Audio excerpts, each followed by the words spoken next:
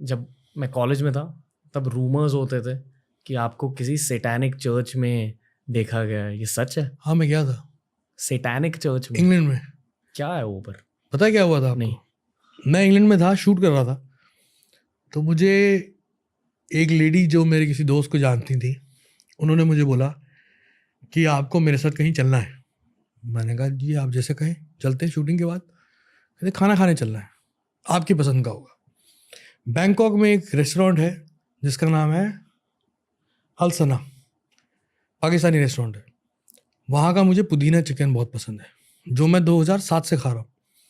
ये कहानी बता रहा हूँ आपको 2013 की शुरुआत की। मैं लंदन में था, मैं वहाँ गया, वहाँ इंडियन रेस्टोरेंट था एक।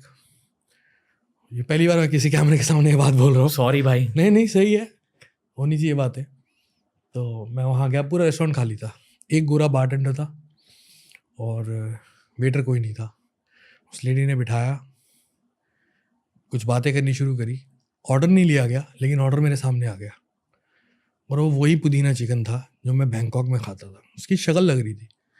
मैंने कहा ये क्या हो रहा है भाई, ये तो बड़ी लगता है। मेरे यारों दोस्तों से पूछ के लगता है कुछ ऐसी चीज़ बताई गई है कि मेरे को पसंद है और यहाँ अरेंज करी है, देखने में तो वही लग रहा है। मैंने कहा वो वही टेस्ट था। मैंने कहा ये क्या है? कि ये कुछ भी नहीं है। मैंने कहा तो कि ऊपर चलेंगे। वहाँ सीक्रेट डोर था ऊपर एक, वहाँ पे सैटेनिक चर्च था जो खाली था। वहाँ बाहर बोर्ड लगा हुआ था, वहाँ मैं गया। मैं बहुत एक्साइटेड था क्योंकि मैं 2012 से भगवान को मानना बंद कर दिया था। मैं शैतान को मानना बिलीव नहीं किया था, लेकिन शैतान की तरफ अट्रैक्ट बहुत हो गया था। शैतानी हरकतें करता था, नशे करता था, ये करता था, वो करता था, याशी करता था। तो मैं उस तरफ अट्रैक्टेड बहुत था। तो मैं उस चीज़ से डरा नहीं, सैटेनिक टेम्पल से। मैं जाके एक बच्चे की तरह उन कुर्सियों में जाके बैठ गया, फोटो ही करा रहा था। और वहाँ की एनर्जीज बहुत डिफरेंट थी, बहुत स्ट्रॉन्ग कैसी थी?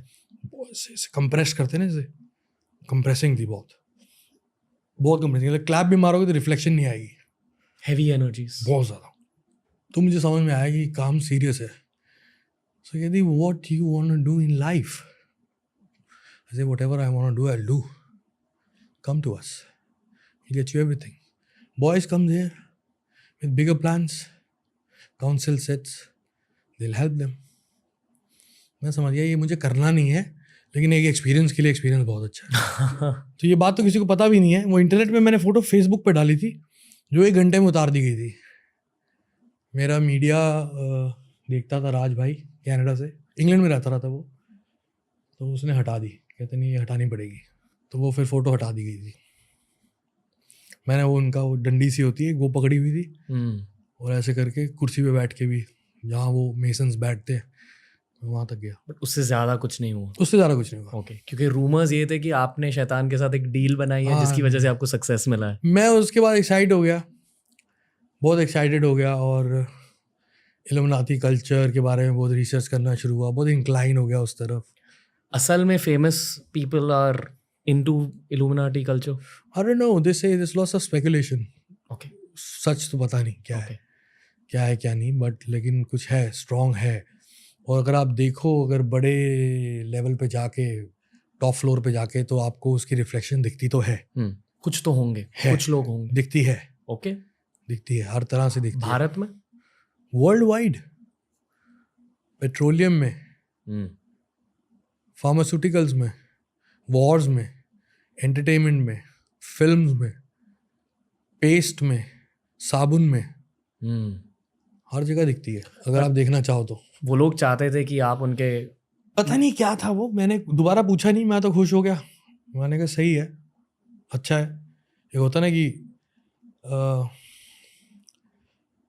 मैं तब तक बदनाम था, बहुत बदनाम था, बदनाम के बावजूद कामयाब था और मशहूर था, और प्यार भी कर रहे थे लोग। तो एक बैड बॉय इमेज थी जो थी उस वक्त।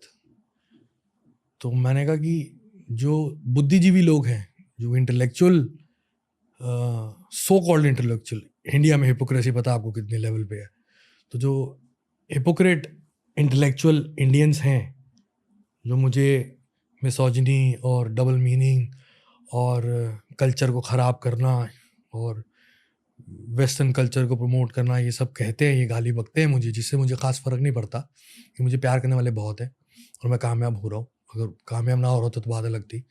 तो अगर वो मुझे लाइक नहीं कर रहे तो ये तो लाइक कर रहे हैं ना। वो बड़ा अट्रैक्ट किया मुझे। ये तो प्यार कर रहे हैं, ये तो साले कह रहे आजा। लेकिन मैं उस तरफ गया नहीं, क्योंकि कहीं ना कहीं अंदर एक बिलीव, भगवान ने जो जोत जगाई थी मेरे अंदर भक्ति की परमेश्वर के लिए, वो थी। बीच में गुरु नानक जी खड़े हो गए। गुरु नानक देव जी ने तो बचा लिया मेरे को, मैं तो मरने वाला था।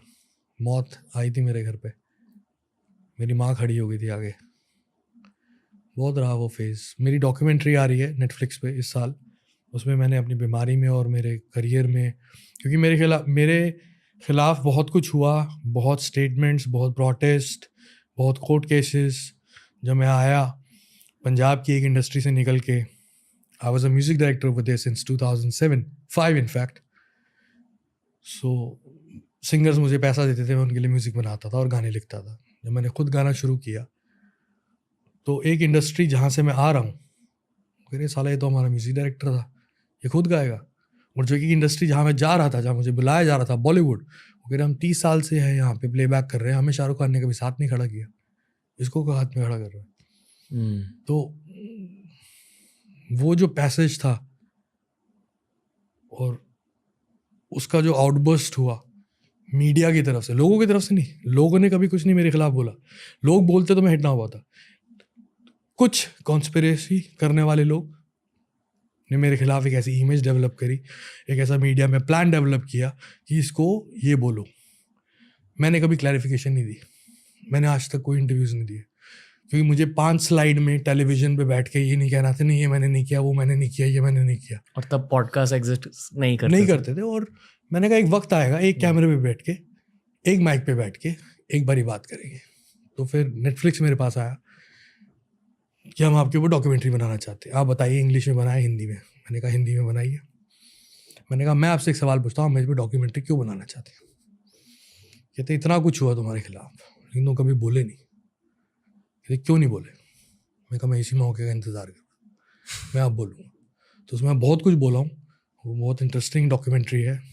लोग एक्चुअली में जानेंगे मुझे, मैं हूँ कौन। मैं वो नहीं हूँ जो लोगों ने देखा सुना।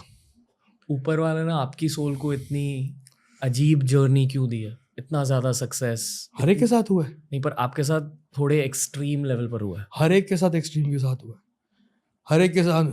मैं कोई कंपैरिजन नहीं कर रहा, मैं तो नाखून बराबर नहीं हूँ। श्री राम को वनवास जाना पड़ा था, वनवास में जाके भी सीता माँ के साथ थे और रावण ने आके जो किया वो अलग युद्ध छेड़ना पड़ा।